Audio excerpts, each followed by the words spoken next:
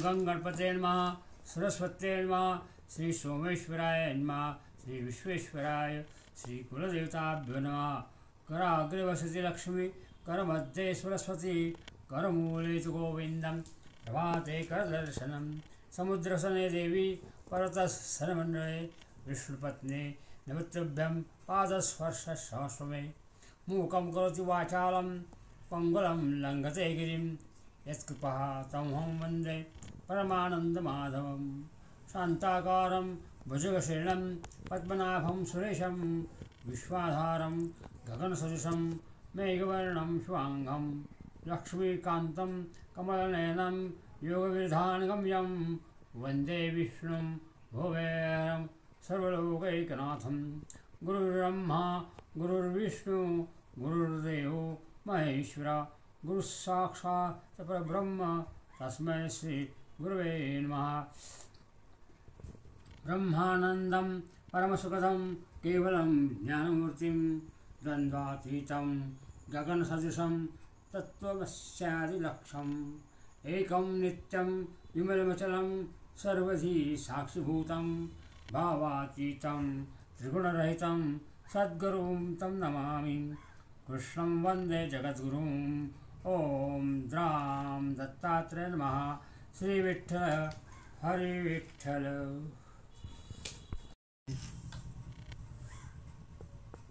श्रावण कृष्ण एकादशी, अजा एकादशी। युधिष्ठिर राजा प्रश्न करतो, हे जनार्दना, श्रावण कृष्ण पक्षामध्ये येणारी एकादशी कोणत्या नावाची असते ते ऐकण्याची मला इच्छा झालेली आहे, तरी ती आपण कथन करा। श्रीकृष्ण म्हणतात, हे राजा, मी तुला या एकादशीची कथा विस्ताराने सांगतो। एकाग्र अंतःकरणाने श्रवण कर। श्रावण कृष्ण पक्षातील एकादशी सर्व पातकांचा नाश करणारी अशी अजा नावाने प्रसिद्ध आहे।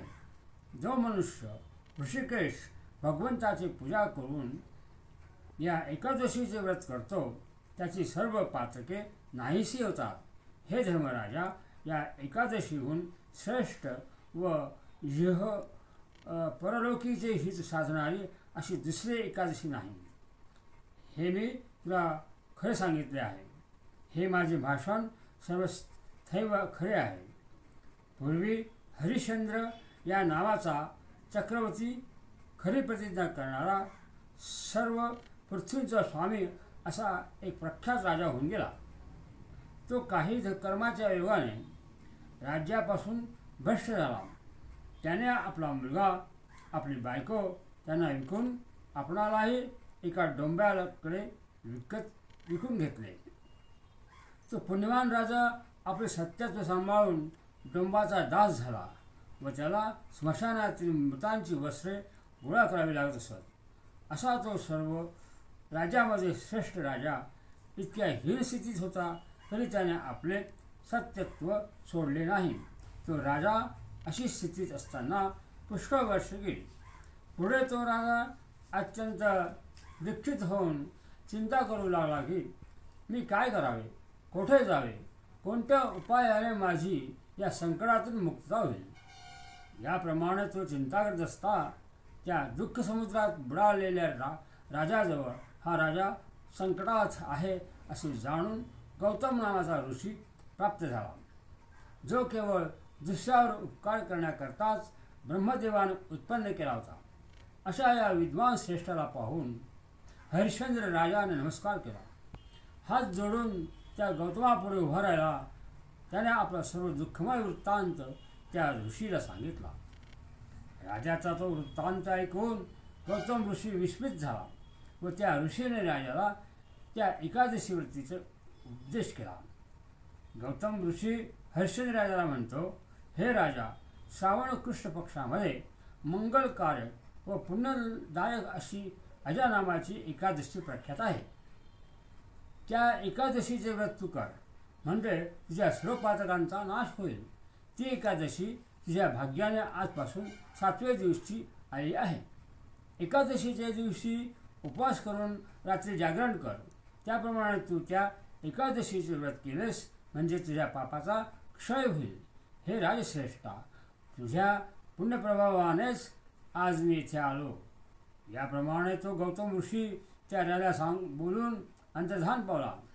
त्या हरिश्चंद्र राजाने ते ऋषींचे वाक्य ऐकून अजा एकादशीचे व्रत उत्तम प्रकारे केले.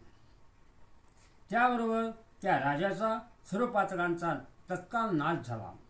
हे राजश्रेष्ठा धर्मा, या एकादशीचा प्रभाव ऐक. जे पातक अनेक वर्ष भोगावायचे होते ते या व्रताने एका क्षणात नाहीसे झाले. या व्रताच्या प्रभावाने हरिश्चंद्र राजा दुःखरहित झाला. त्यांची व त्यांच्या पत्नीची गाठ पडली. त्यांचा मेलेला पुत्र जिवंत झाला. त्यावेळी देवाने दुदुंबी वाजवल्या, आकाशातून पुष्पवृष्टी केली. या एकादशीच्या प्रभावाने त्यांचे निष्कलंक राज्य प्राप्त झाले. एकादशीच्या प्रभावाने तो आपल्या नगरातील प्रजेसह व आपल्या परिजनांसह स्वर्गलोकाला गेला. हे धर्मराजा, अशा प्रभावाचे हे श्रेष्ठ एकादशीचे व्रत करतात ते सर्व पापापासून मुक्त होऊन निश्चयाने स्वर्गलोकात जातात. हे धर्मराजा, या एकादशीचे महात्म्य पठण व श्रवण केले असता अश्वमेध यज्ञाचे फळ प्राप्त होते. याप्रमाणे ब्रह्मांड पुराणातील अजा नामक श्रावण कृष्ण एकादशीचे महात्म्य संपूर्ण झाले. हरे नमः, हरे नमः, हरे नमः. श्रीकृष्णार्पणमस्तु.